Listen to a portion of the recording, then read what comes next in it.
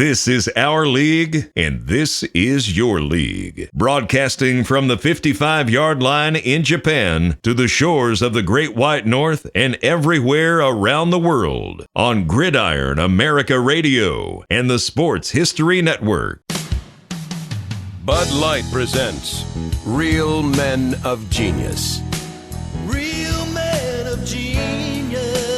Today we salute you, Mr. 80 SPF sunblock wearer. Mr. 80 SPF sunblock wearer. There are 24 hours in a day. You're wearing 80-hour protection. If the sun fails to go down, you'll be ready. Don't forget the moonlight. Your coconut-scented force field blocks out all the sun's rays and any stray rays from another sun in another galaxy. Your star. 30 SPF, please. You might as well be wearing cooking oil. Something smells delicious. So crack open an ice-cold Bud Light, Mr. 80 SPF sunblock wearer. In fact, feel free to crack one open at high noon in the middle of the Sahara Desert. Mr. 80 SPF sunblock wearer. Bud Light Beer, Anheuser-Busch, Cartersville, Georgia.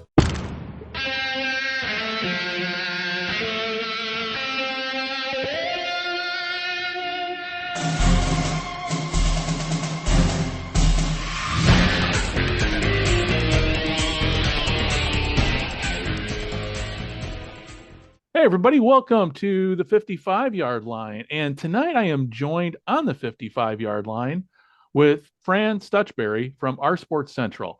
For those who are listening, Dave is not able to join us tonight. He is on dad duty. So it is just Fran and I. We are here to talk UFL. We're here to talk OurSports Central. We're here to talk sports journalism.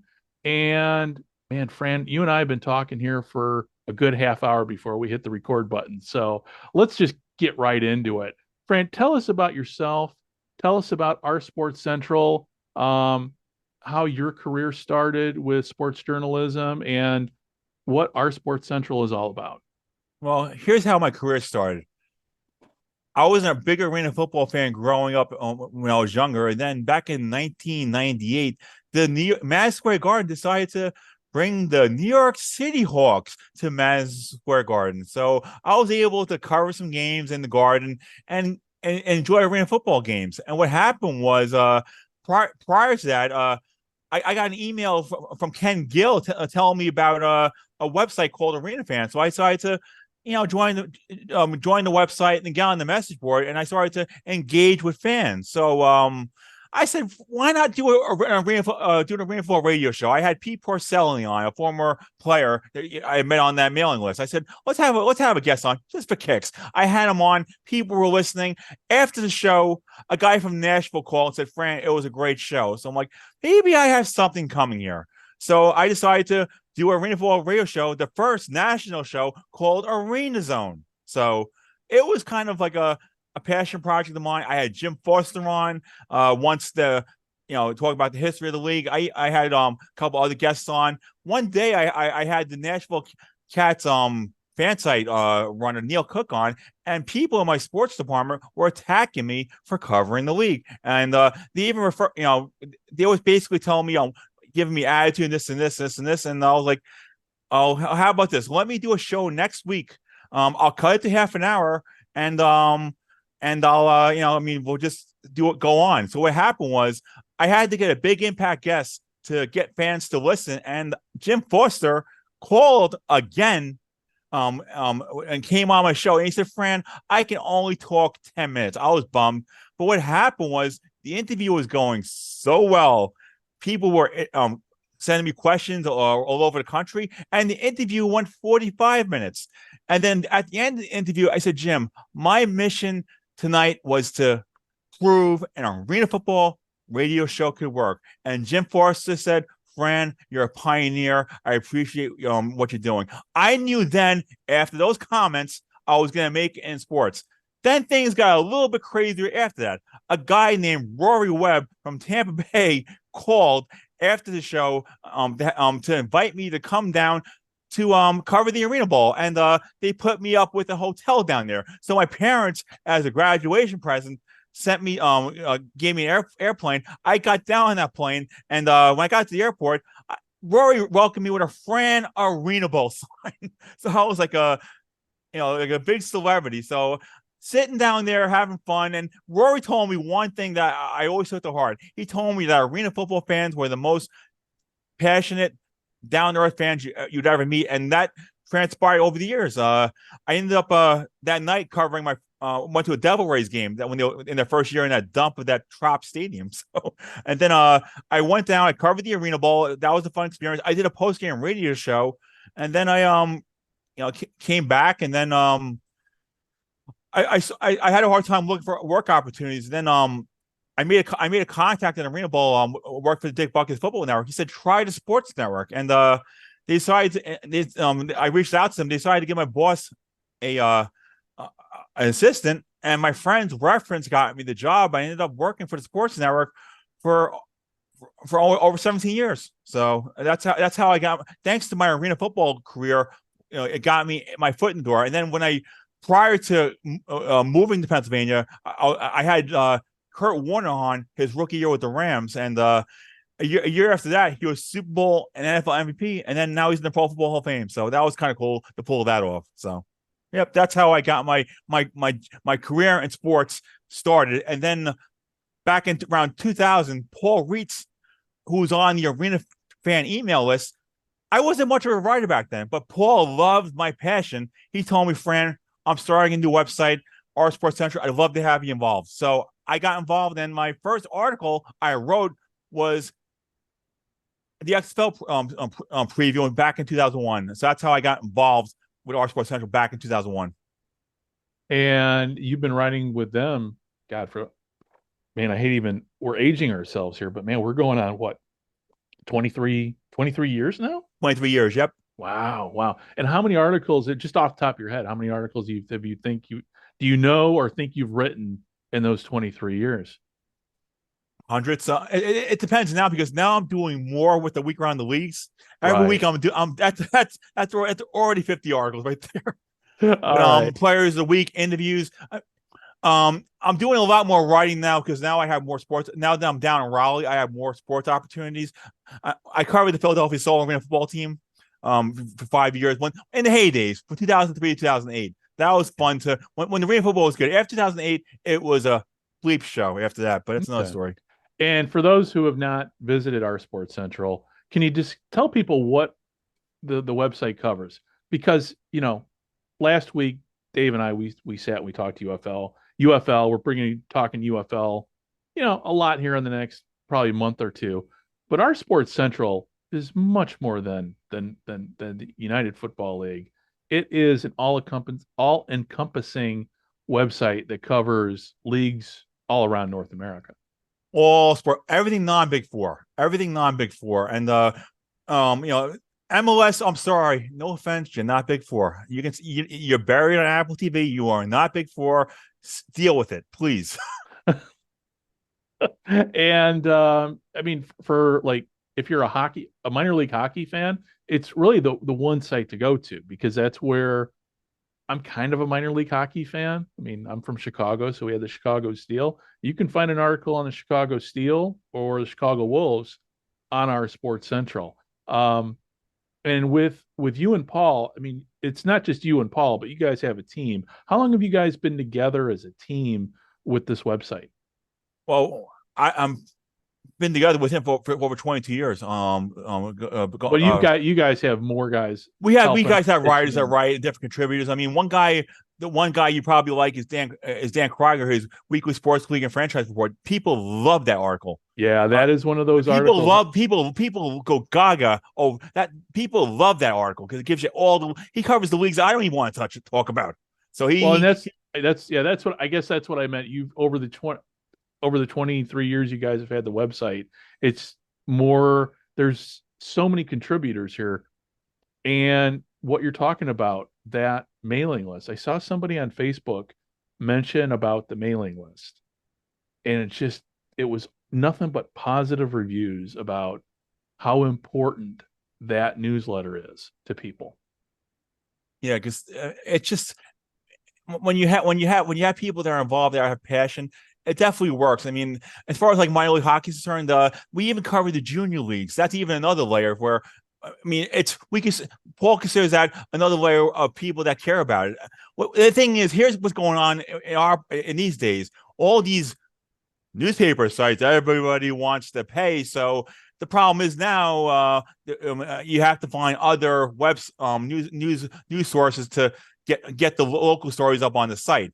But one thing people like about OurSports Central is if you don't get the newspaper stories, you get the press releases. That's people love that stuff. You get the stories, the game recaps. So you don't miss anything on your teams as long as we're on that email list. And you guys are not firewalled at all, right? Not at all. Nope. No firewalls. I mean, everybody has pop-up ads. This is the day of, but right. That's. But we're not asking for money. We're not. And it's not about. We're not asking people for money. Nope. Cool. And right now, I mean, you just recently kicked out your latest article about the UFL. So let's segue to the UFL, and we'll talk more about our sports. You and I are going to be talking a lot over the course of 2024. So, of course. Fran's going to be a regular contributor here with Dave and I as we march on to the new year. That's kind of the new thing we wanted to get going here on the Sports History Network. Because the great thing with Fran is Fran knows his history. Fran has seen leagues come and go and has written about them and has witnessed history firsthand, sports history firsthand. So, Fran, let's talk about starting off with the UFL, but let's move back a little bit. Let's talk about your experiences with, spring football with the XFL. Where did it all start with the XFL? Back in 2001, it was a passion project. I was a big WWF fan back then. I may get sued, but I was a big wrestling fan back then, and some wildlife people may go crazy after me, but I was a big Vince fan. I was a big disciple of his. When the XFL came on board, I was going gaga with it. I'm like, it was a passion project for me. I love it's just I loved alternative football, and it excited me because all the promotion, all the exposure. I lived in Pennsylvania at the time, so my team was New York, New Jersey Hitmen. So I had a team to feel attached to, which made it kind of fun. It was fun. It was when it first started. I mean, honestly, at the first game, if they had their Orlando Chicago game instead of Vegas and New York, it would have gotten a much better first impression. It would have got people a little bit better. The second week, the LA Chicago overtime game was one of the best football games I ever seen in my entire life. I was like, I love that game. It was exciting. I was on the phone with Paul during that game. Paul, this is awesome. And he agreed. So I was kind of like, it was fun. I mean, I enjoyed it because not being able to get the games, how they handle things was they had mics and quotes and things like that. So guess what? I was able to watch TV and get my quotes for my story on TV. What a concept that was back in 2001. And obviously, we all know, everybody who's listening to this show, and actually anybody who's a football fan kind of knows how the XFL kind of ended. But, friend, I'm thinking you might be a little bit like me, because for everybody who criticized the league as to what it did wrong, there were so many things that first version did right. Well, what it did right was look at the NFL. They copycat and all that stuff, all the cameras and all that other stuff. And the backstory was the UPN wanted the wrestling stuff, and they would have kept it. Vince did not want to give this up. He doesn't want to fail at things. He did not want to get. That's why he brought it back in 2020. He hates failing at things. So I mean, it was more like I'll be honest with you. If it didn't end up on NBC and started small, it would have survived. Because if it just started on other smaller networks, and it got too big too soon. And the thing is, the people wanted it to fail. The hatred was even worse than what we've seen lately on these Facebook pages. The hate for the XFL. If you hate it, then why are you covering it? I mean, they just want the hate and the anger It's like, I mean, they were just wanting it to fail and to obliterate. Give me a break. I mean. And the thing is, back then, of course, we had a league called the WNBA, and of course, nobody, and I mean nobody, would ever say anything negative or critical about the WNBA. Reason why? Because you don't want to be accused of being sexist or getting in trouble with your media outlets. So it's kind of like, yeah, you can bash the XFL all you want, but God forbid you say anything about women's sports, because then you're SOL.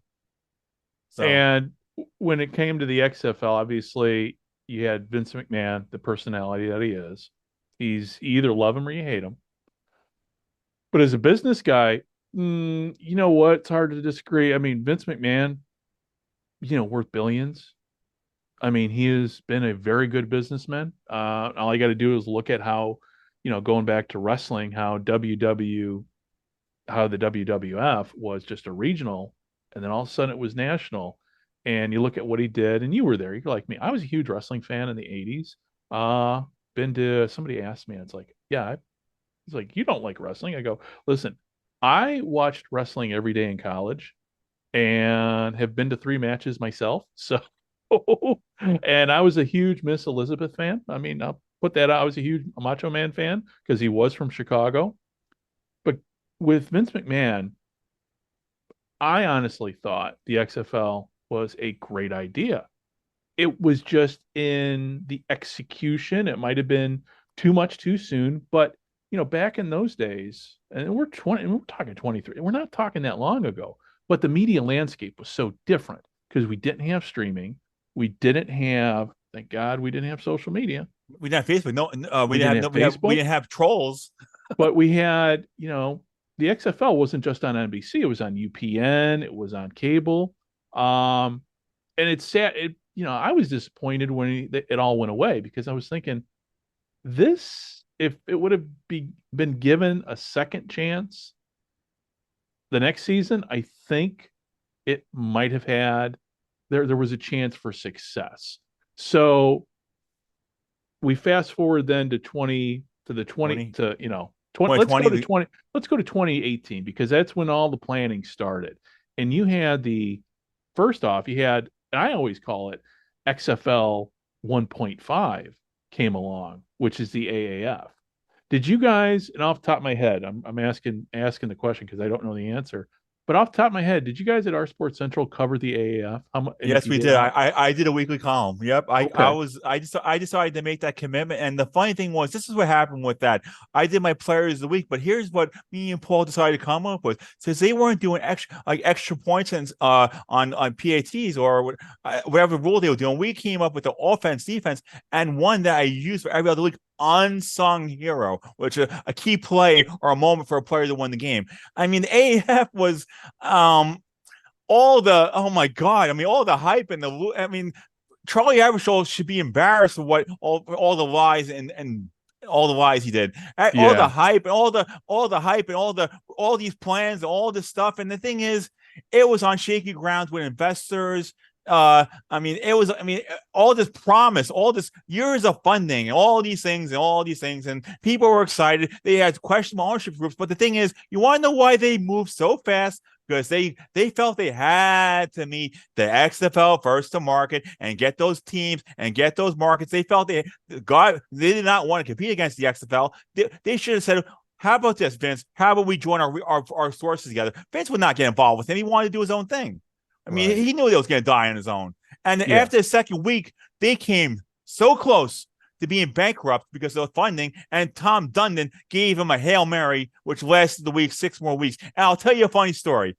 I was down working at PNC Arena in the parking department, directing traffic, and over the radio, I heard that Charlie Avershaw was coming into the arena. Of course he was coming into the arena because he wanted Tom Dundon's money as quickly as possible. Make sure the checks wouldn't bounce. So it's just, the thing was, people can bash Tom Dundon all you wanted. He's a businessman. If he didn't get involved, it would have folded after 2 weeks. And the thing was, here's what would have happened. From what I heard, if it did last second season, and I wish it did, Raleigh, Carter Finley Stadium was going to have a team. I would have had a team to maybe work for or cover, but I even made that commitment where I was going to Fort Worth for that championship. But thankfully, I decided to get a refundable flight, which I used for XFL game the following year in Dallas. But I was committed to go, and I was having fun with it. I was doing a podcast. I was writing my articles. I was like, this is fun. I mean, it wasn't a bad product wise. It was just yeah, no, it was a great product. I mean, I remember some of the markets were a little questionable. Putting a team in Salt Lake, come on, that's a little weird. Well, especially the timing of it too. Okay, so when the AAF started, I was I was all in. I was all in on XFL 2.0 too, and we're going to get to that in a minute. But between the press conferences, and again, we're living in an age now, everything's streamed. So it's like, man, press conference, I'm on it because I like spring football. I like alternative football. And despite what people might think about me on social media, I am an XFL fan, was an XFL fan. I just got a salty sense of humor with my memes. So I apologize if I've offended anyone out there. Well, so, you are, as Jerry Spring would say, you are forgiven. Yep. Okay. Thank you. So with the AAF, I was all in. In fact, when the AAF opened up in Arizona, I just happened to be down the street because that's where I did. At that time, I was in the Navy, so my Navy station was right down the street, and I didn't go. I'm still mad at myself for not going, and I'm thinking, well, I'll have another chance to go, and then next thing you know, it's gone. I mean, look who's coaching. Steve Spurrier. Come on, that's big time. Steve Spurrier, that's big time to get a coach like that. Mike Martz, you had all these great coaches, and you and I had, we've messaged quite a bit in the last week, just talking about, there's that great documentary out there about the AAF that's available on Amazon Prime. And on YouTube, if you type in "Alliance is broken," you'll find it for free. Save your money. Oh, you can. I hope they fix the audio because that was the one thing about that documentary. The audio on it sucked, but it's a great.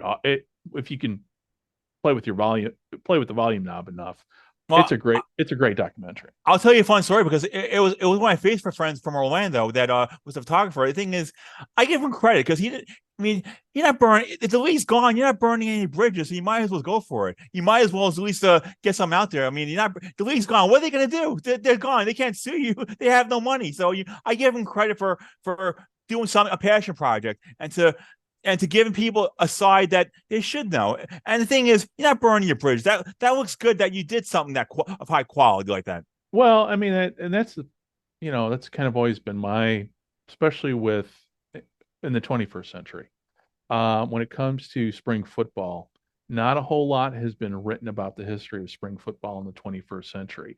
Obviously, and you've read Brett Forrest's book about the original XFL, right? Yeah. It's and there's another book called It Was Football, Stupid, which is another good book about the history of the first XFL. But it was nice to see with the AAF to have at least something historical to look at going, okay, this is where we messed up at.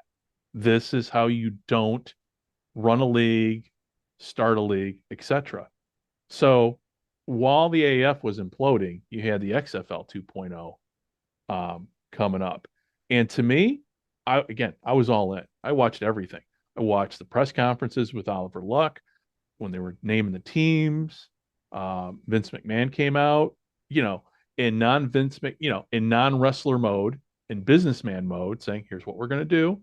This is Oliver's, very, very professional. He came out.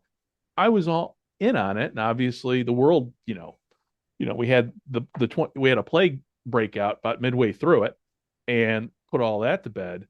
But when it came to the XFL, to me, it was well planned out. Man, this could have worked had the world not ended. Well, I covered it too, and I did 2 road trips. I was a New York Guardians fan. I'm glad they got a team. I ended up going to DC for New York Guardians DC Defenders game. That place is awesome for a game. Thank God that it's that the MLS team stadium is owned by an MLS team, so they're allowed to have a football team there because that place is awesome for football. The beer sink, the passion, the fans. That place is what the league is all about. The fans. We can talk about what happened in 2023, but that was fun. Then, like 2 weeks later, I went to Dallas for a Dallas Renegades game against New York Guardians where I had a flight to Dallas, and I stayed at a friend's house because I made arena football friends across the country, and he let me stay at his guest room for free. So it was awesome. That's another part of the covering these leagues where I made so many friends across the country where I've made so many good friends. So that's another perk of being the fans media guy. So it was fun. I was on such a high with all this traveling, and then COVID-19 shut the world down, and I crashed and burned for a very, very long time. I was just so happy to get on to have that vacation before the world imploded. Yeah. I mean, I'm sure you're probably like me. You remember exactly where you were when you realized, oh shit, we are going to be in. I mean, I was in an airport in Phoenix when I'm looking, going, yeah, I got a feeling the world's about ready to turn topsy turvy, and obviously it did. Well, let me ask you this: with the pandemic and everything, with the XFL, let's just say in a perfect world, had the pandemic not happened, would we even be here with the UFL or the XFL 3.0 or XFL 3.0? What do you think? I mean, you have covered enough, you know enough of history, you've seen enough, you know enough people. Um, for lack of a term, you've been around the block when it comes to these leagues. What do you think would have happened? Where would we be with the XFL right now had the pandemic not happened? If it wasn't for the pandemic, it would have survived. Vince was not going to fail this time. Look at the attendance figures they had before the pandemic. It was doing great. Look at the television ratings it had. People look at the teams. It was fun. I mean, everything was going right about it. And the thing was, pandemic not only killed that, it killed everything. I mean, my interest rates went down the toilet. I used to get enough money to pay a bill. Now I can't even get a cup of coffee with my interest rates in the bank. It killed everything. COVID. That's how I got into security because essential workers, and someone told me I was good at security, would be a good security officer, and guess what? They were right. So it was kind of, it's been a nice little career for me the past couple of years. But I thought it would have succeeded. And the other thing was, if COVID didn't hit, the economy would have been fine. There would have been none of this nonsense that would have happened with this inflation and all these other things. People would have had the money to spend on these things. Now, going in this world, now it's just people.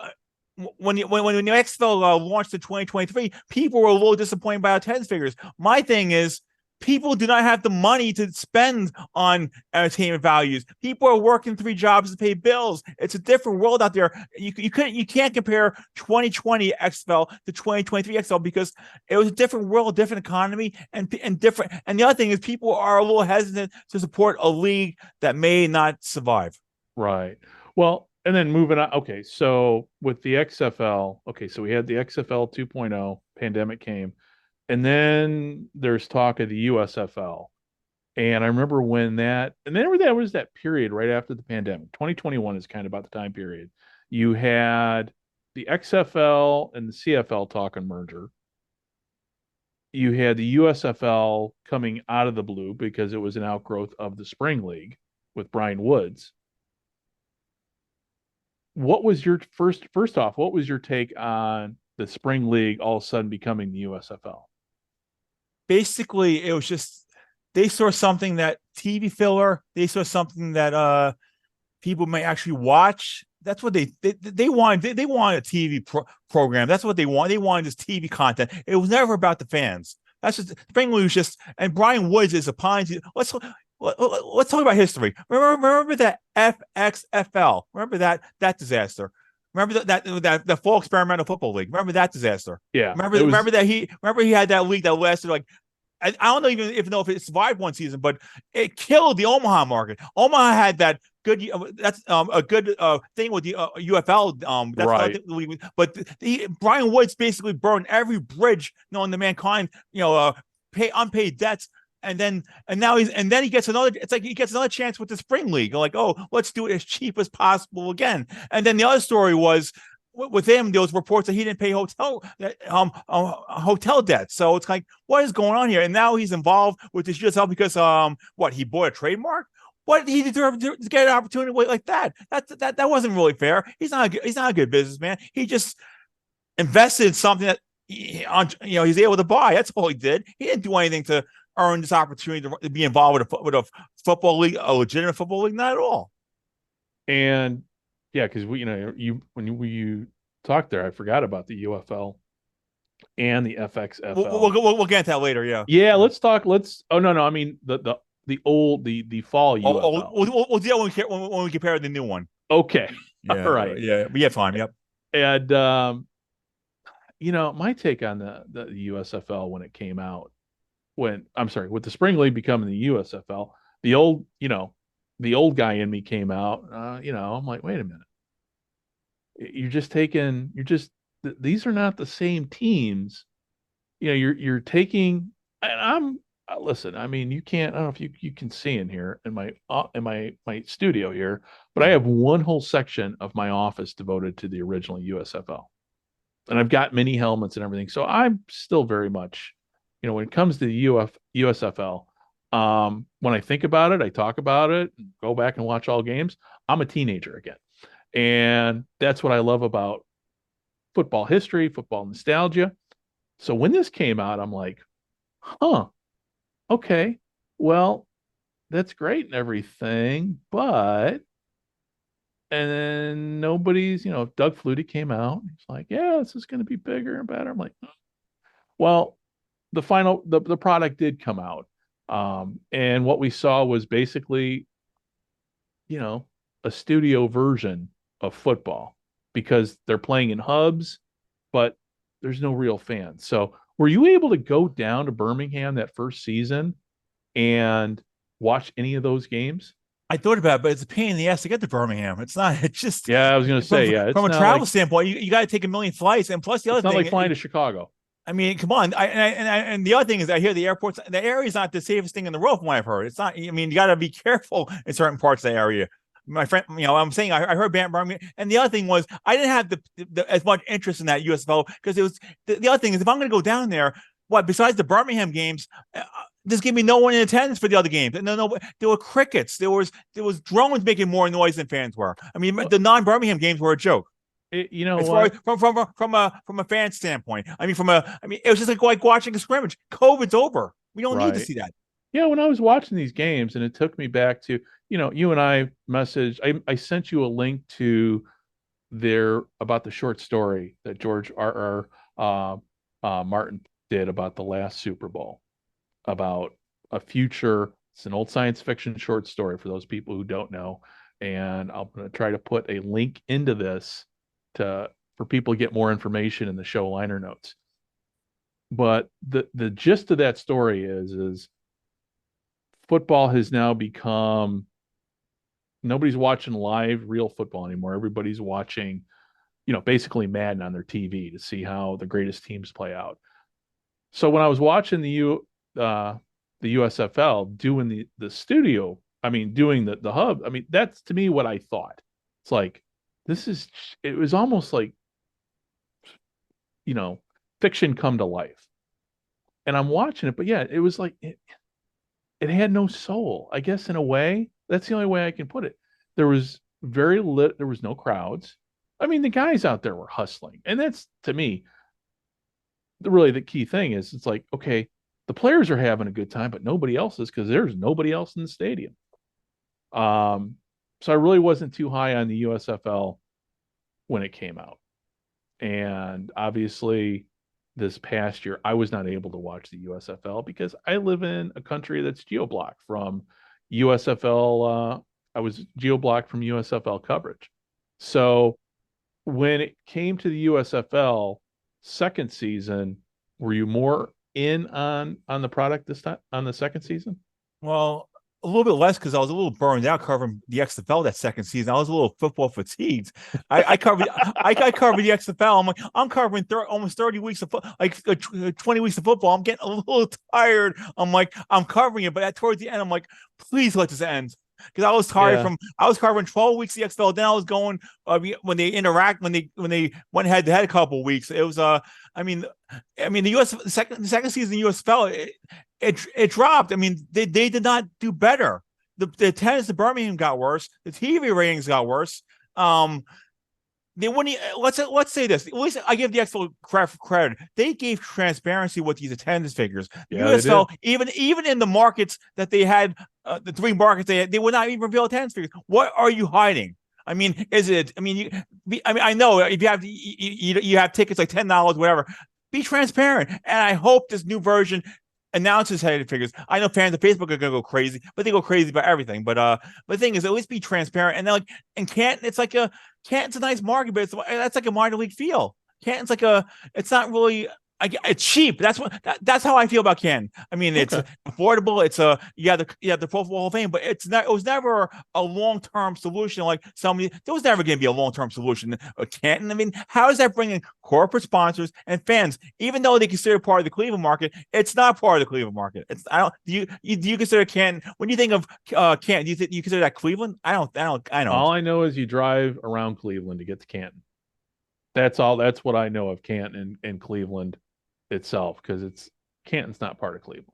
I mean, I didn't feel Canton is stuck right in the middle of Eastern Ohio, and you're surrounded. I mean, it's more a regional town than it is a major market. But obviously you got the Pro Football Hall of Fame, but not if it weren't for the Pro Football Hall of Fame, nobody would know anything about Canton. Well, how was this? Is there an arena in that area? Just out of curiosity, is there a sports arena in that area or not really? Off the top of my head, no. Well, because if there was, there's a league that would love to have the arena football, the two version of arena football would love to, if you have $5, you can be an owner in that league. So yeah. That's the type of league. I mean, arena football Canton would be perfect for this arena football league. They're desperate for owners. The Soul don't have no place to play. They can play in Canton, but that's for another show. Yeah. So XFL 3.0 came along. Yep. What were your first thoughts when it was bought out of bankruptcy by the Redbird Group? And also, too, what were your thoughts, too, when the whole CFL merger talk happened? Well, I never thought it was going to happen. The CFL was never going to get involved with the XFL.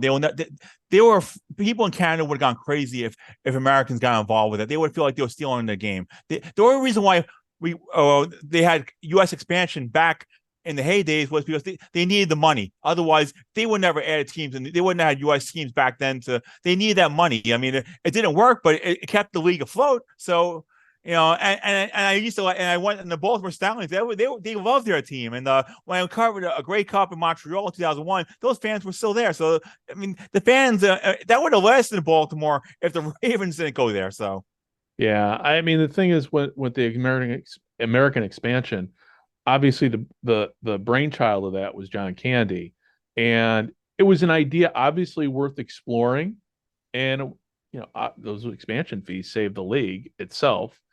The Baltimore Stallions moved to Montreal, so it was a success in the sense that it kept the league alive. Now, recently, not talking about social media too, because there was somebody that kicked out an article. We talked about him in a previous show. Just kind of it wasn't, the guy who put out the article about American expansion, about taking a second look at it. I think he wrote it in the sense, hey, let's have a conversation. And I thought he did at first when I saw the headline, that's one of those things, man. I always after I read the headline, I got to dig deeper, because I understood the headline came across as, oh, this is a great idea, we got to do it. Nah, not really. It was just basically like, let's just do a thought experiment here. And he brought up some good points. But when it comes to expansion, when it comes to Americans and their football, bottom line is they're not going to watch CFL football. Football, they're not going to get into that nonsense. Yeah. I mean, I don't mean the CFL nonsense, but the fans, they want traditional. They want football like it is. They don't want, and they don't want to have to explain how come there are only 3 downs. Yeah, it's hard. I've had to explain that to members of my family. And being a football historian, we know that some of these fields that these teams play at, they didn't fit CFL regulation fields. Right. So they didn't even fit them. So if you can't play it the way it is. Don't do it like Major League Soccer. Some of these teams don't even have those same fields. They're all different fields depending on where they're playing. So if you can't have the same field, then don't put a team there, please. Don't sugarcoat. Don't put a team there. Yeah, I know there's talk now of the CFL, and I heard this on the World of Football podcast. And shout out to Randy and Adam over there, because they're the ones that brought it to my attention. I was in my car yesterday listening to those guys. But the CFL is talking about playing a preseason game in Honolulu, which, okay, I'm like, okay, that's great. But then I'm like, wait a minute, where are they going to play? Shit. With Hawaii plays? Aloha stadiums, unless they get, again, it goes back to what you just said. I'm like, it won't fit. It's not going to fit the field. They've got to have a CFL stadium. Hey, it's great you want to play in Hawaii. I've been in Hawaii twice. If I could have retired there, I would have done it in a heart, because it is truly paradise. But bottom line is, you got to have a regulation size field to play Canadian football, period. And for those who don't know, the American expansion, there was only 2 fields, maybe 3, that were able to fit in a regulation size field. Obviously, Memorial Stadium was one of them. The Alamo Dome was the other one, and I think the one out in Sacramento, the field in Sacramento, was able to fit it. Otherwise, Birmingham wasn't. Birmingham definitely wasn't. Birmingham wasn't. Memphis wasn't. Right. So Shreveport wasn't. Nope. Yeah. And sadly, it's Fran. It's hard to find pictures of those stadiums from back in those days with the Canadian fields. I mean, there's pictures of Memphis, what it was like at the Liberty Bowl, and pictures of Memorial Stadium.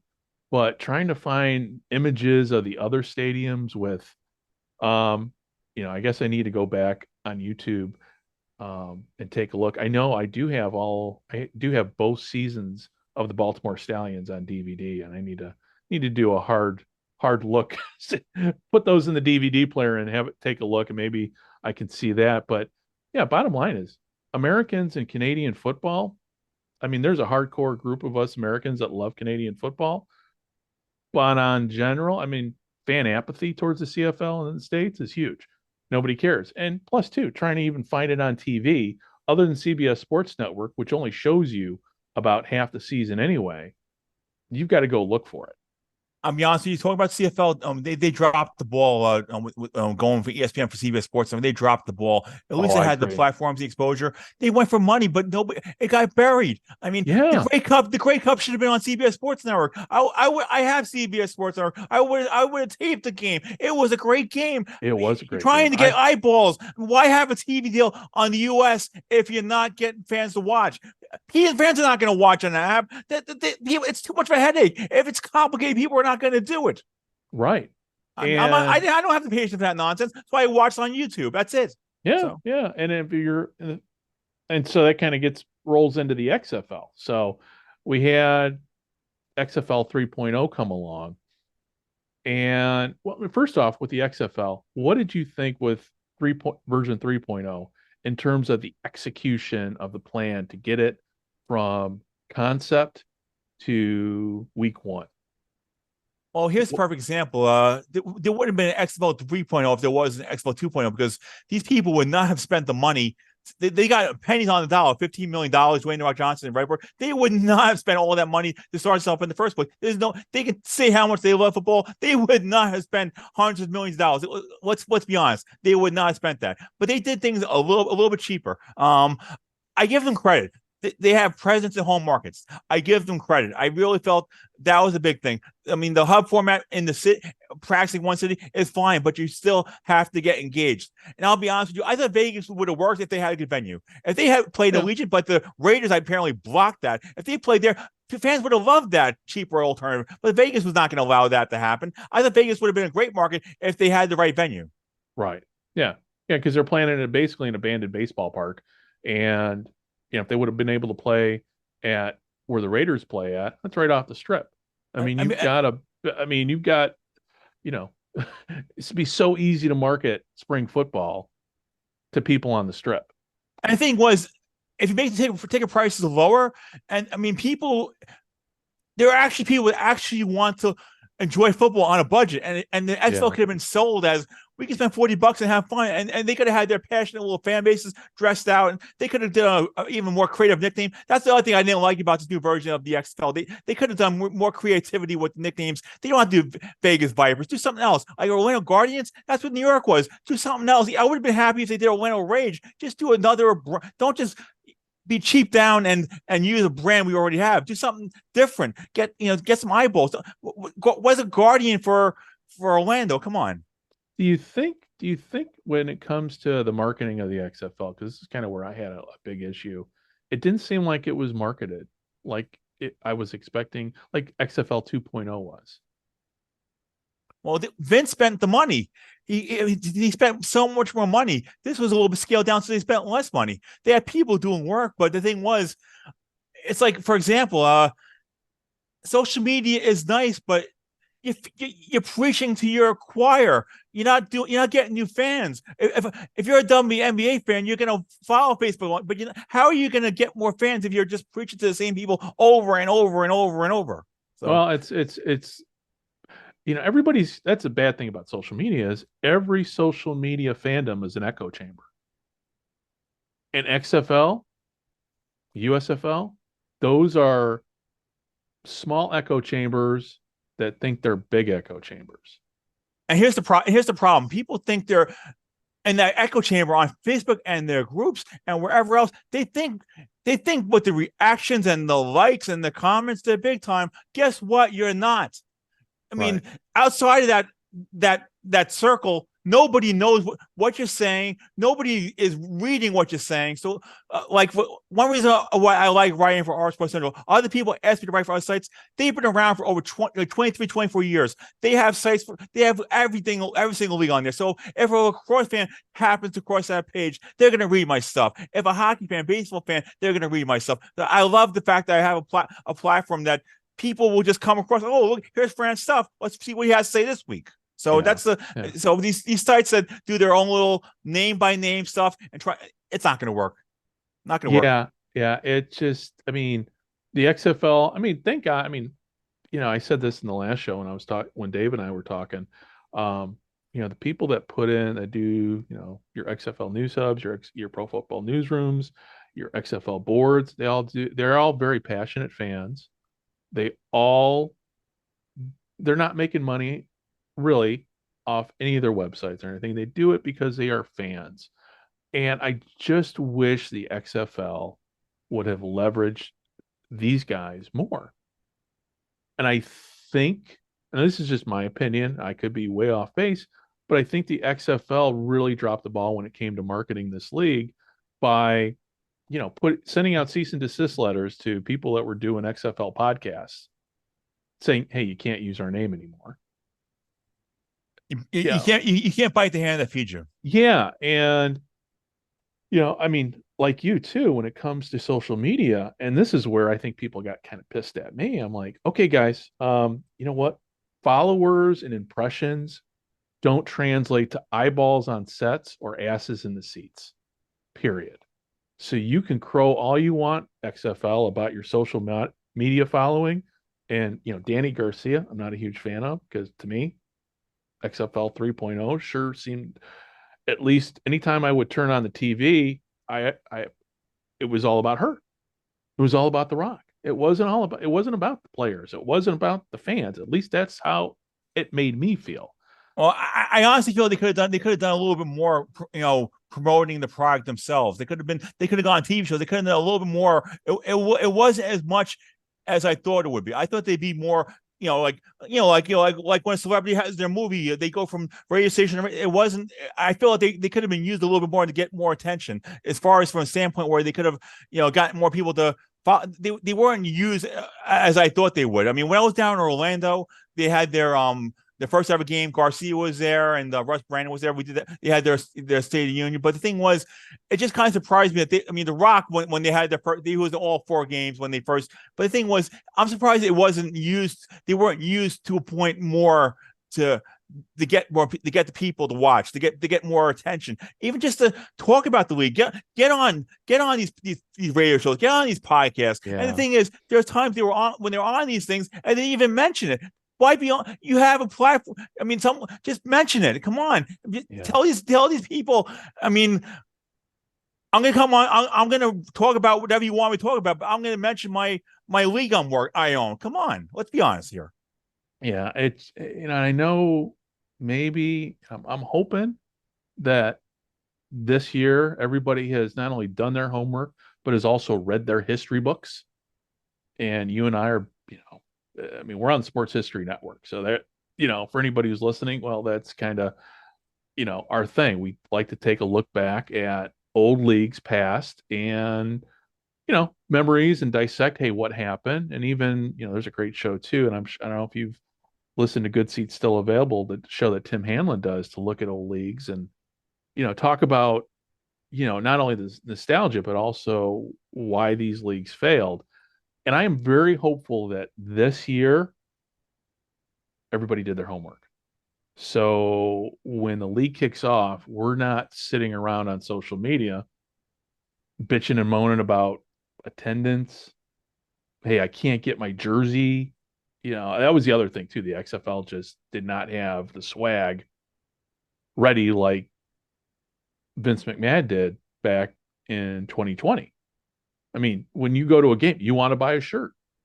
I mean, you and I have been to enough minor league games to know, hey, you got to have, I mean, the minor league games, they sell swag. Yeah.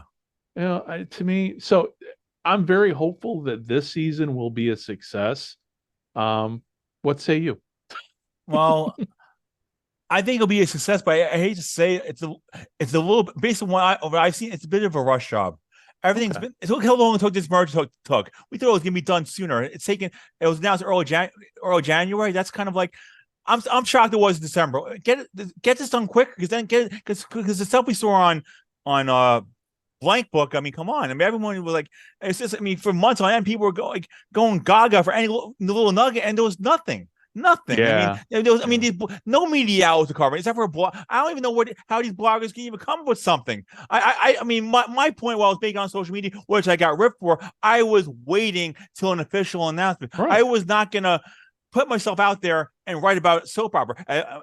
I want to write facts, because Paul would kill me. He would never even allow me to write a story based on what could happen, and this and this and this and this. Like one media guy, which really pissed me off to no end, claimed that all 8 USFL teams would survive, joined by 4 USFL teams. And here's what ended up happening: a Birmingham fan that hates the XFL shared that on every Facebook page as a victory lap for USFL fans getting into a flame war. So the thing is, if you in media, you have one chance to get it right. You share it right and vet it, make sure it's right. But in this world, in a newspaper, you have to put a contraction. But on Facebook and Twitter, whoops, and unacceptable. So yeah, I take my job seriously, and it's just embarrassing that people think, I mean, they rather just throw a million things on the wall and hope something sticks. I'd rather have everything I write be right. Yep. Yeah, I'm right there with you. I mean, my criticism of the XFL media landscape has been pretty harsh, and people know that. And if they follow me on social media, they know I can be a dick. But like as long as you have big following, you can say whatever you want. But the reason why I've been a dick about it is I'm like you. Listen, just don't fucking pardon my French, as my dad would say. Just don't put stuff out there that's rumor and now reporting it as fact, whether it be, reporting about my biggest pet peeve. This is just me, is when that whole story about the Argonauts going to the the better XFL, which was put out by one news site. And they picked up on somebody saying something and just ran with it. And it was like, oh no, this is bullshit. This is not journalism. This is speculation. And as somebody, and again, my background's different because I was not a sports journalist. Never, I've done a couple sports essays, but my background has been in military intelligence, where if you don't have the facts right, people are going to die. Now, again, I'm using this, it's an extreme example, but I also worked in the court system where reports of mine, background investigations, went to the Supreme Court. everything I wrote always had to be sourced. I couldn't come back to, my commanding officer or the chief or the judge saying, well, we heard. No, no, no, no, no, no, no. And that's, to me, when it comes to sports journalism, I am just like you. Hey, if you're going to put something out there, you better be able to back it up. And all these guys, and God love, and that's, the thing is, YouTube is great. The internet's great because we can all be citizen journalists, but be responsible citizen journalists and be responsible citizen sports journalists too. And that's what you are. You are a very responsible journalist, because when I read what you write, I'm like, okay, I know he's done his homework. Because you've also, too, over the years, built up a reputation where nobody's question, you're just not coming out of nowhere. Basically everything I've written, nobody's ever said anything negative. Never. Right. No one's ever said, I never had to print a retraction. No league has ever contacted me. Nobody's ever said one thing about anything I've written. Nobody. And you are not putting in your articles. This is what I like about OurSports Central, because other news sites do this, and it pisses me off to no end. That their whole half their news story is images of clips off Twitter. Okay, that is nonsense. That's not breaking story. That's someone else's story. I'd rather have the story released than give my opinion. That's how I learned how to write. Yeah. I would never want to, look what happened here, and then steal someone else's article. That's not journalism. That's just page clicks, which mean nothing. I mean, these damn sites embarrass me. I hope I never see some of these people when I cover these games. Honestly, if I do, I may say something.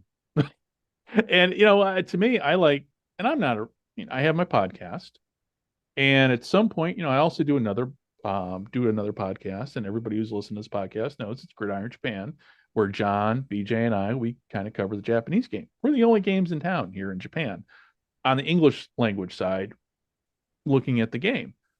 And I'm getting to a point, because I'm the retired guy. I'm the guy with the most time on his hands here in Japan, that I'm kind of starting to transition over into making Gridiron Japan more of a news site.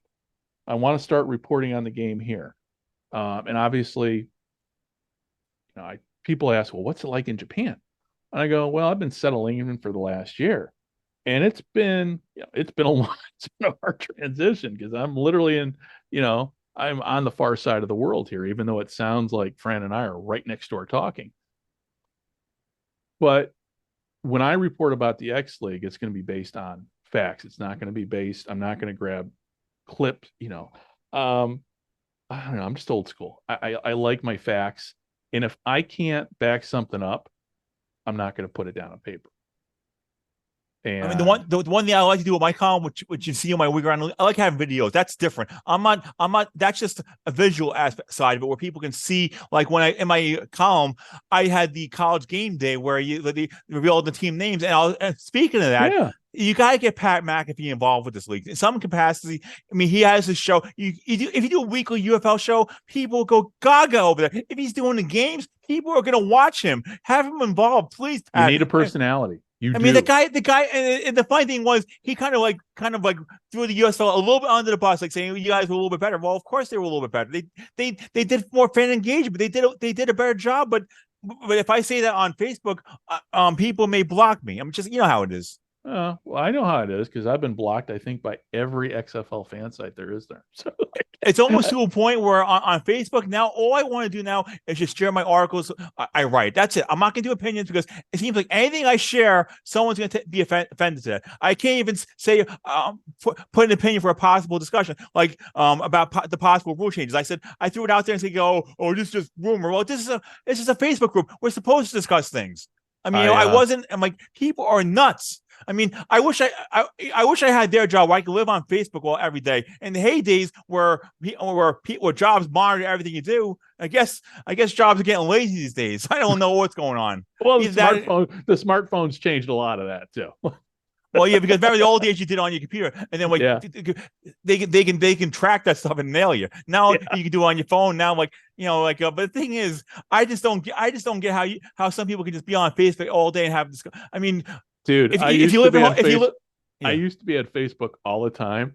It's a funny story, but I'm like literally sitting right next to my boss because we worked in open spaces. She looked at me, she's like, "Are you posting memes?" No. She goes, she showed me the stuff.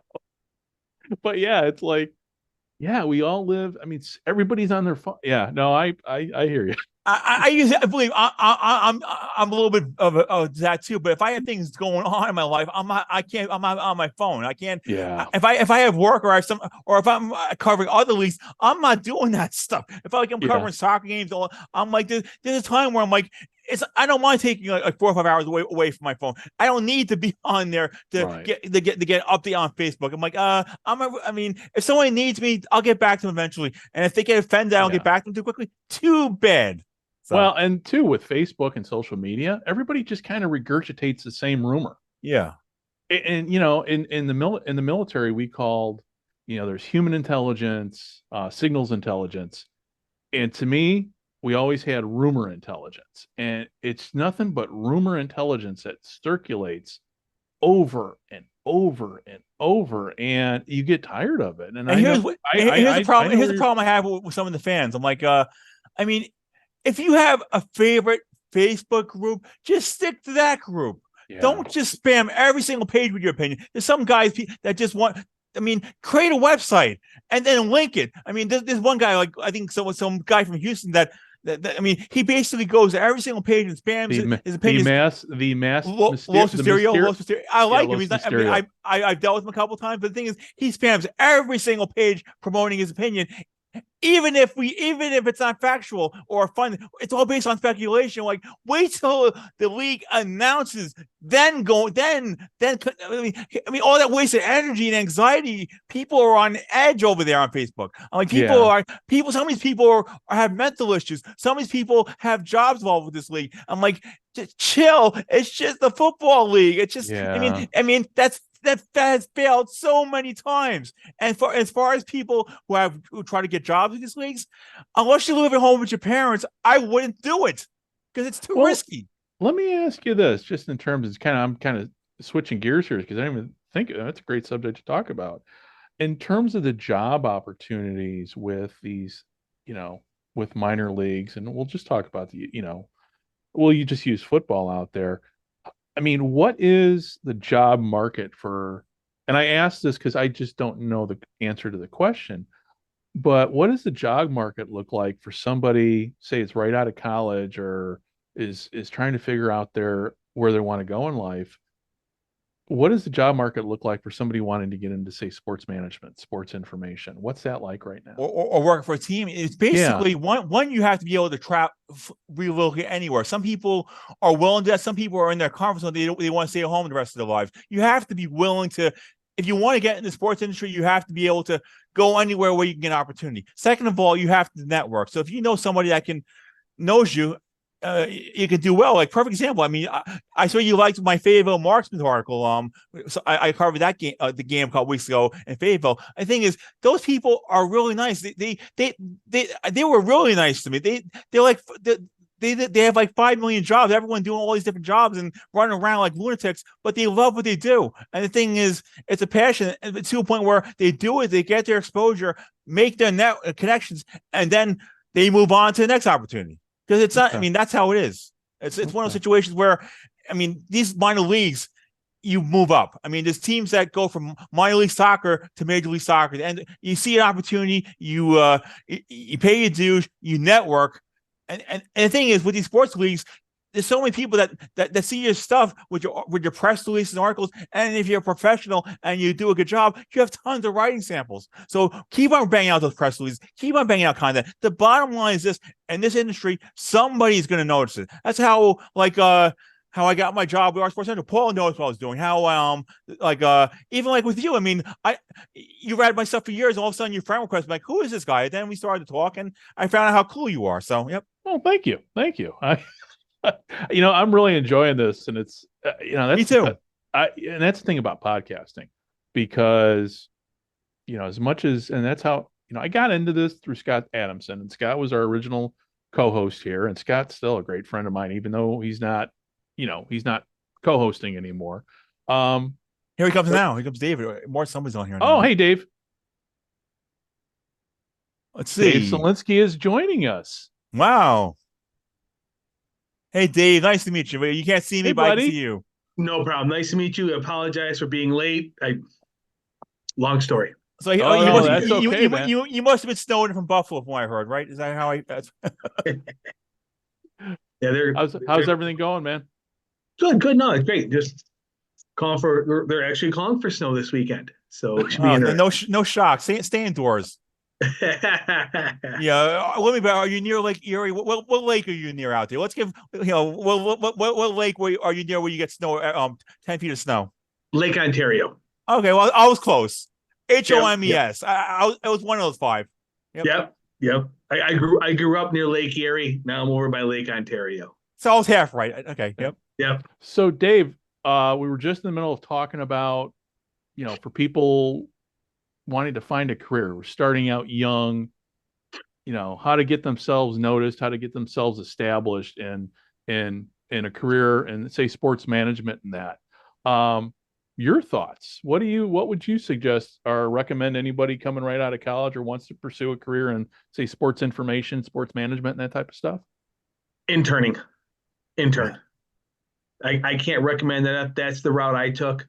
I'm so old. There wasn't sports management when I was in college. So I was lucky enough that I met some people in professional sports, and I just interned. I was probably a little crazier than most. I ended up quitting a part-time paying job to be able to then intern pretty much basically full-time. And that's how I got my start. I went all in, and that was the career I wanted to go into sports. That was the career I wanted to do. And I gave up a lot while I was in college to do that, but it gave me a solid, it was a very good 20-year run. I enjoyed it thoroughly. Well, I did my internship at ABC Eyewitness News in Manhattan. I logged highlights of sports events. I was logging highlights of sports events. I lived in Staten Island at the time. I was taking the ferry. I got a $5 stipend. I hope you got more money to intern than I did. Oh, I got nothing. I got labor of love. Yeah, I got the opportunity to work 14 hours a day for no pay. Actually, you know what? At the end of the day, all that ended up getting me a full-time job. So doing what? What do you do now? Or did? Well, my background is ticket sales. So I went into season tickets, group tickets. That was my bread and butter. What leagues?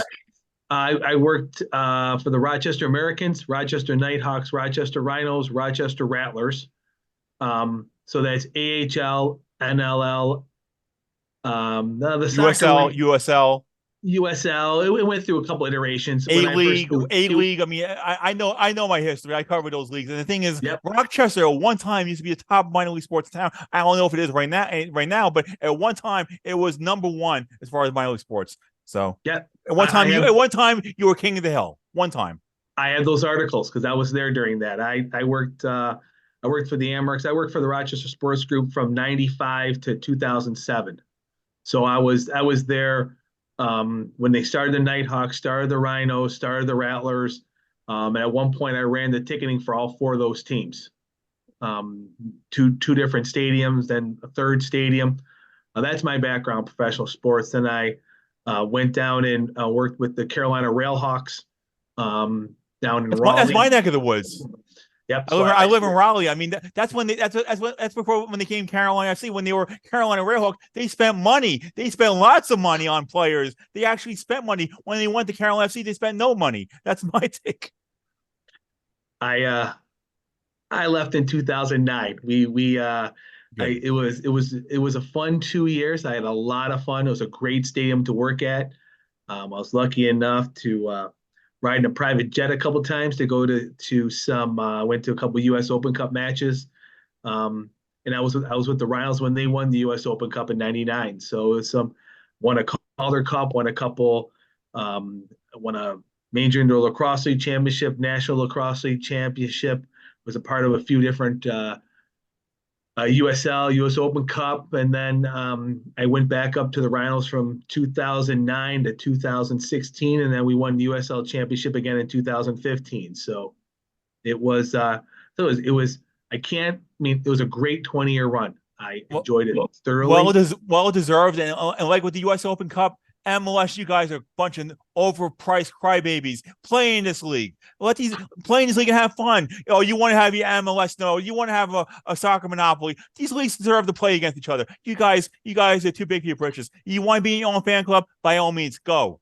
I mean, I like these smaller leagues more than these big leagues. Yep. Mm-hmm. Yep. And I'll drop some news happened a little while ago. I think you guys were recording. McLeod Bethel Thompson signed with the Edmonton Elks for 20. Making more money.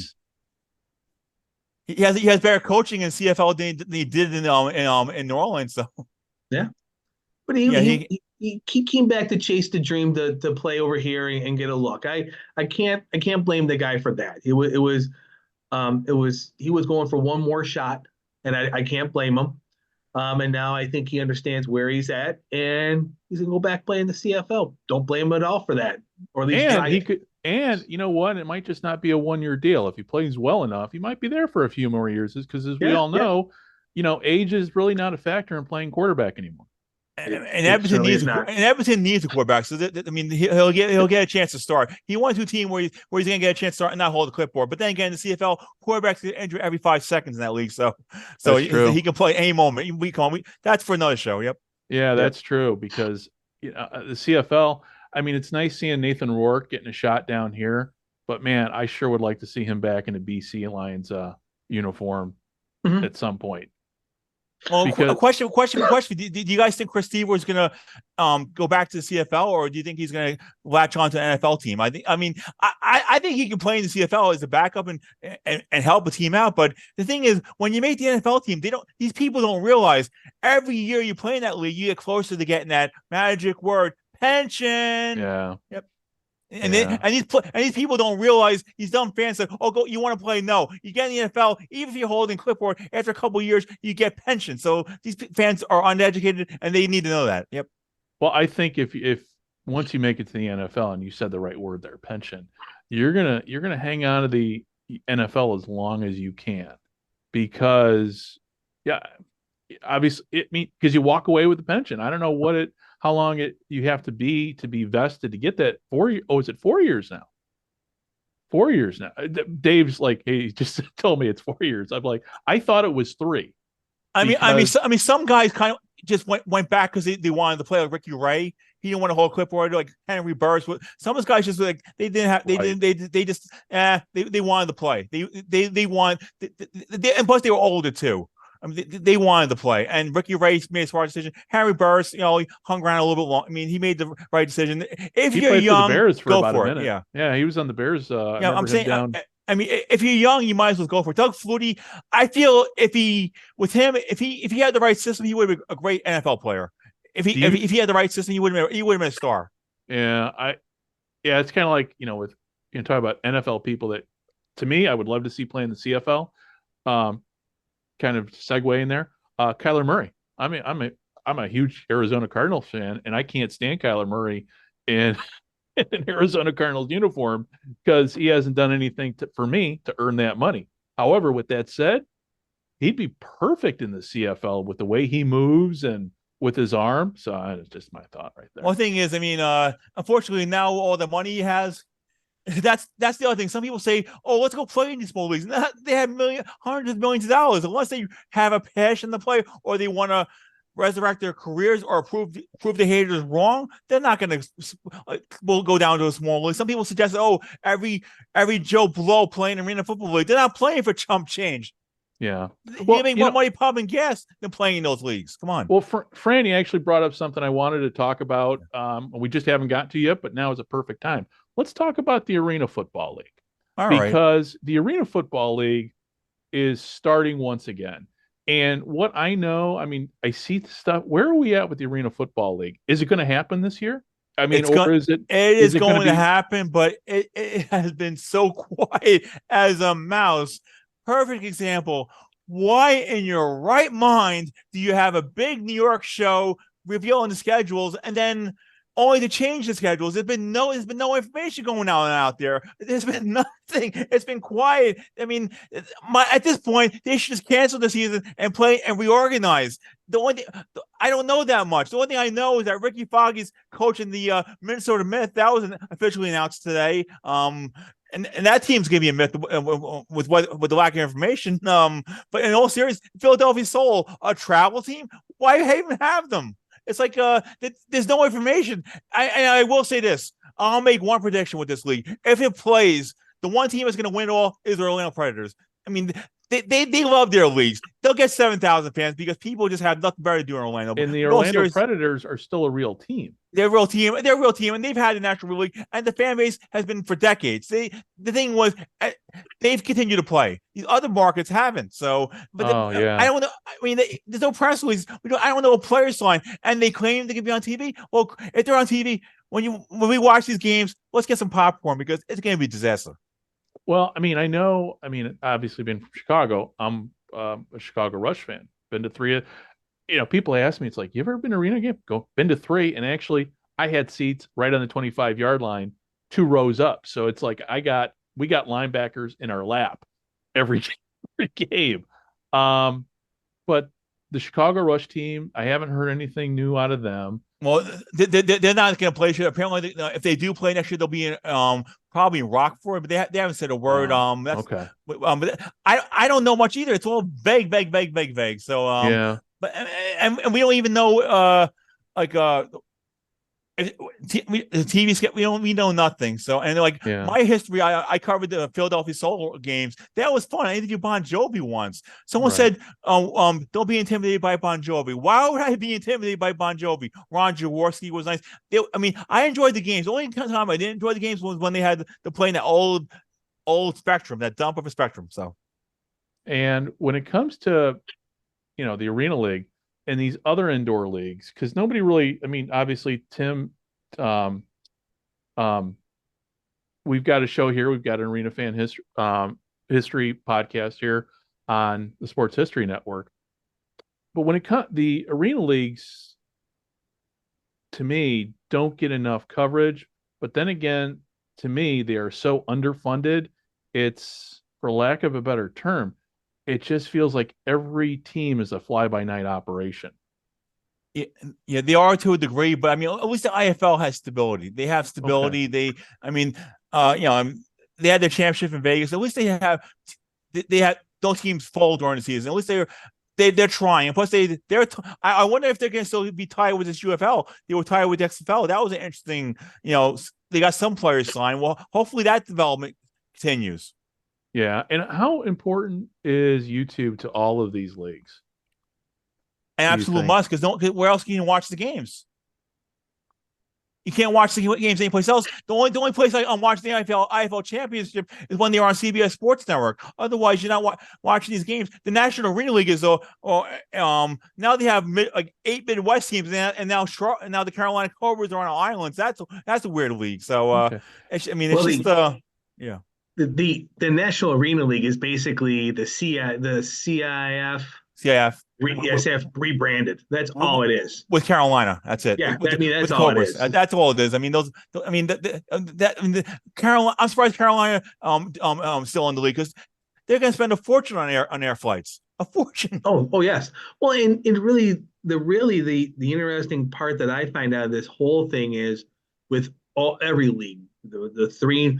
I guess you can call them the 3 main ones. There are the IFL and then everyone else. But whatever the case may be, is the structure financially underneath it, and how they all flow together, because your league office is only good as the dues and that the teams are paying into it. So if you're going to have a commissioner and you have a staff, all those people need to be paid, and they're paid by the other teams. So I'm just curious in how how this all plays out, and it seems like the AFL is the new AFL is more. I'm not saying single entity, but it sounds like they have a extremely strong central base and then working it out, where the IFL is under like the old model where there's a bunch of different owners, there's a league, and they're all working together to be strong, to grow and be stronger together. And I'm just curious. I mean, there's Well, at least the IFL team press release. I mean, based on what I see, I mean, I did a week around the leagues. At least they do team press releases and the product on the field is good. Plus, they do stuff on YouTube, which is plays of the week. They actually do things to keep fans engaged. I mean, there's times where they had Todd try on, and I embed it so they can at least they do a decent job with that. And oh yeah. I mean, based on what I've seen, it's fun, but it's just unless you have, it's one of these leagues. Unless you have a team in your market, you don't care. Let's just be honest. You're not going to go out of your way to watch this stuff. As far as OurSports Central is concerned, if they're a fly by night, we're not covering them. Like the AIF, that whatever that new version, we're not covering it. I mean, we only cover legit leagues, not these fly by night leagues. And with coverage and including coverage, do you guys cover? I'm just thinking, you were talking about YouTube coverage, like say the the league of the Mexican football league down In Mexico. down in Mexico. It's kind of redundant. But do you guys cover those leagues too that are in North America but just slightly outside of America? And if so, how does that work?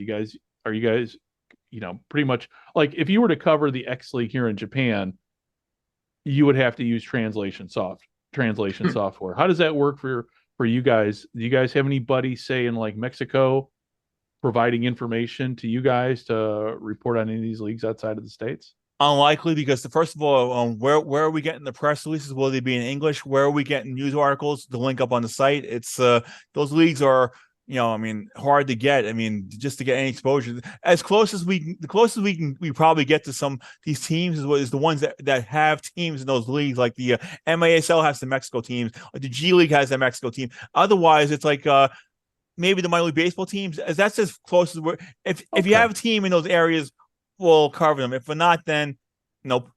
Okay. And do you guys partner with any other website? I'm thinking like American Football International. Do you guys? Well, I'd have to ask Paul and see. I mean, he's the guy he's the guy you should have on your show sometimes. He'd be a good guy to talk. We'll definitely bring Paul on. I mean, I'd love to. Come on, you write his book. I mean, come on. I was going to say I'll go all fanboy on him because I do that with every author we have on this show. Is kind of believe me, Paul's the guy that he'd come on. I mean, he'd definitely come on your show. And after I tell him how great you've been to me, and you promote our site like crazy, yeah, he'll definitely come on. Yep. Yeah, you guys, like I said, you guys do great work, and again, it's objective journalism, and that's what Dave and I both. Dave and I, we're old school, just like you. I mean, we're both Howard Cosell fans, and I know you, Fran. I know you are too. That like that old school, and it's one thing too. That was the thing too. I mean, remember growing up, man, Howard Cosell. He was a journalist. He would tell it like it is, and he would piss off people all and that's to me the essence of great sports journalism. Just being right out there, calling it as you see it, reporting the facts, and then just kind of let people make up their own minds as to what they think. So then and that's what I love about you guys. You don't tell the reader how they should think. And the one thing I like is some people can just do podcasts. Some people can just write. I can do both. I mean, I like to write and do my thing, but then I like to. But now when I have platforms where I can let my personality come out. That's a little bit different. Where I can be opinions. When I'm writing, you guys stick to the facts and not not make it about yourself. When you're doing a podcast, that's different. That's where you can share behind the scenes stuff. Like when I was down in San Antonio at the Expo Championship, I did Alamo Tour and I got showered by confetti at the karaoke. But I can't share my stories because we guys stick to the game.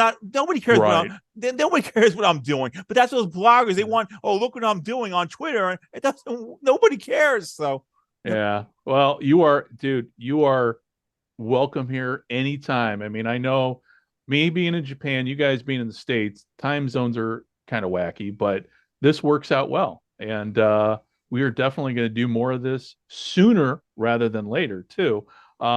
So before we wrap up everything, Fran, can you tell everybody how to find you on Our Sports Central, and just in general, just how to connect with you.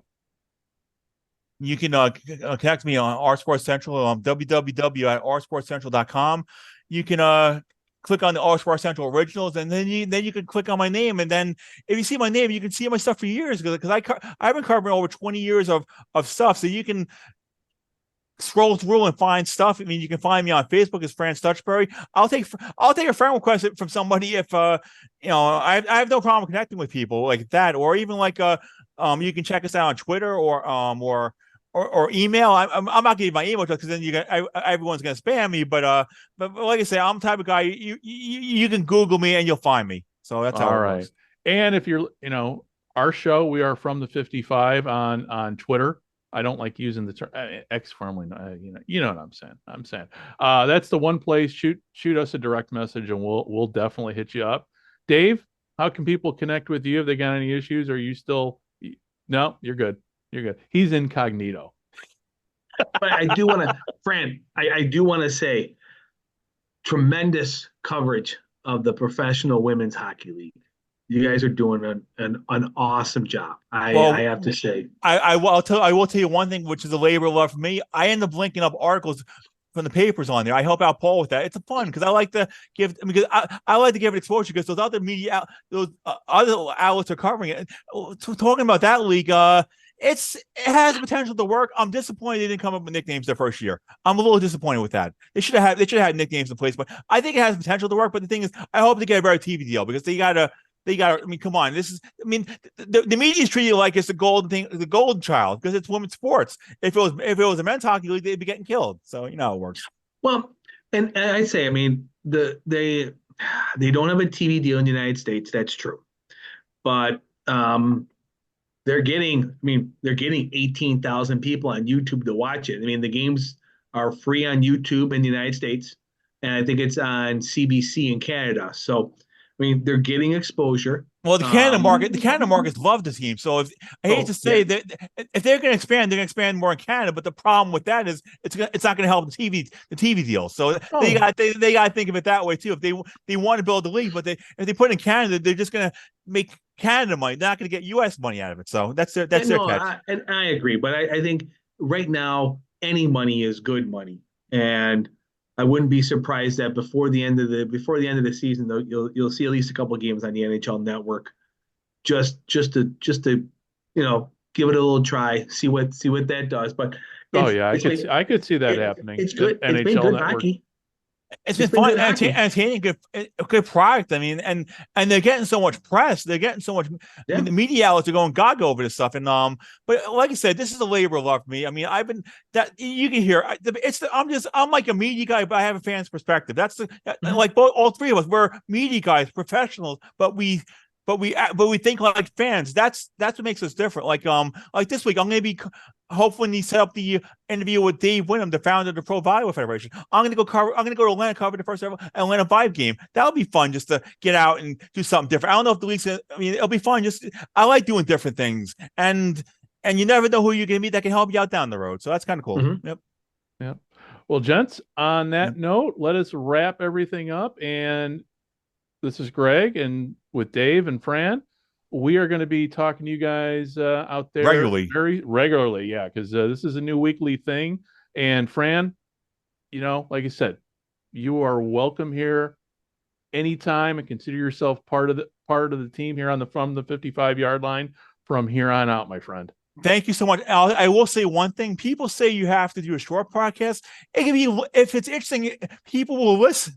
They don't realize that. If it's interesting, if it's entertaining, people will listen. These people realize you have to be like half an hour. No, because if it's good, people want to watch. People are like, this is cool. These guys actually know what they're talking about. They actually have knowledge and history, and we're older. We know our stuff. So it's an absolute pleasure, man. The great thing about a podcast is, it's like Ed Sable once said, man, let the film roll. The film's like water. Data's like water. We got, the only thing that gets in the way of, obviously, with podcasts is honey-do list from, like Dave and I, we both have a honey-do list. At some point, But Dave's, I'm here in Japan, so it is approaching noon here. Dave, what time is it on the East Coast? Almost 10. Yeah. So Yeah, almost 10. yeah. So between bedtimes over there and my honeydew list here, that's the only constraints. But yeah, no, I agree with you, Fran. That's the great thing about the podcast. It's like there are no time constraints, and the other thing is people, if it's interesting, they'll when they're working out, when they're going for walks, they will when they're driving on road trips in their cars. And I guarantee you, the following I have and the respect that people are going to get hook, line, sinker. And if it's good, they're gonna listen. And the fun thing is, people are going to listen, and they're not even going to tell us. And then when I go to the championship, Fran, we love your work. I guarantee you, when I share this on Facebook, I mean, people are going to be like, this is good. So, yeah, the great thing about podcasting is, when I was a kid, I wanted to be, this is like 10-year-old me, wanted to be, be cool to be on the radio and everything. And if you listen, there's an old Harry Chapin song called WOLD. He talks about being a DJ. Well, in the 21st century, all of us can be what we wanted to be when we were growing up as kids. So, and that's what I like about podcasting and doing stuff like this. Honestly, with our history, we can do shows on other failed leagues. We can do like little set shows on these other failed leagues that we, and break them down, all these leagues and teams, and the content is through the roof because we know our stuff. Oh, so. Yeah. So we'll have more stuff for people to enjoy with all of our leagues and with these leagues. I mean, I'm gonna say it as it is. I'm not looking for a job with this league. I'm not looking for I don't care. I'm at the point. I'm just having fun. I mean, Let's just say this: God willing, the UFL champs can be in St. Louis. I am praying. If it's in Canton, then they're being as cheap as possible. Thanks. You know what? It better not. No way. The UFL's going to shoot themselves in the foot. St. Louis deserves a championship game there. Yeah. Period. End of story. Because those fans are much like those Baltimore fans of the 90s when, with the Stallions. The Grey Cup was supposed to go to Baltimore had the American expansion or American experiment not collapsed. And the people in St. Louis deserve that champion. It should have been there last year, in my opinion. But I was looking at the schedule. Apparently, there's nothing going on sports wise around that time. The MLS team's on the road. The Cardinals are on the road. They have their own little platform. And I mean, I want to do the Arch. And being from New York, rumor has it they have White Castles out there, so I can finally actual White Castle. So I can actually eat White Castle. I'm like, I'm heaven for that. So yep. Yeah, it is White Castle. That's White Castle. Illinois. That whole area. Oh yeah. As Charlie Sheen would say, this podcast is winning. Well, on that note, guys, thank you very much, Fran and Dave, and for everybody listening, we will be talking to you very, very soon. Bye-bye.